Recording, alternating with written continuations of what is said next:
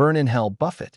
The man in the camouflage jacket hurled an empty bottle at the black limousine, slowly rolling out of the neighborhood.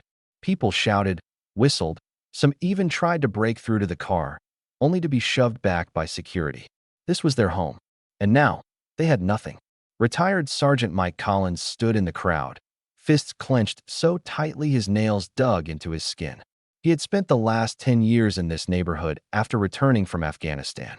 His friends, fellow veterans, old soldiers left out of government programs, single mothers barely making ends meet.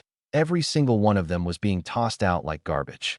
And all because of that greedy old man, Warren Buffett.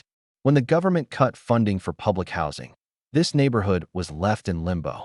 Landlords stopped receiving rent, debts piled up, and eventually, the entire district was put up for sale. Then Buffett showed up, a multi-billionaire who apparently still wanted more.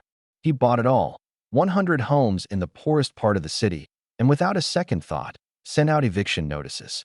People had a month to pack up and find a new place to live. Where were they supposed to go? Who even cared? Buffett, you bastard, the crowd roared outside his downtown office. How do you sleep at night? An old man with a cane shouted. You greedy son of a bitch. Every news outlet exploded with the story. Memorial plaques of veterans were tossed into the streets. Former soldiers were sleeping on sidewalks. The public hated Buffett, until the truth came out. A journalist from a local news station, who had been working on yet another scathing report, suddenly changed her tone. She had received a leak, copies of contracts Buffett had signed before buying the district. He hadn't just bought the land. He had immediately transferred it to a charity. For free. The city that had despised Buffett just yesterday now stood in stunned silence. The houses had already been scheduled for demolition. They didn't meet any safety standards.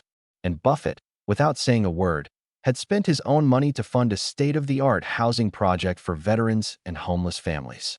Completely free of charge. The very same veterans who had been thrown onto the streets were now being given brand new apartments. Housing they could have never even dreamed of. Ramps, medical offices, laundromats, gyms, playgrounds, everything they needed. Buffett had poured tens of millions into the project. And in return, he didn't take a single dime. So who's the bastard now?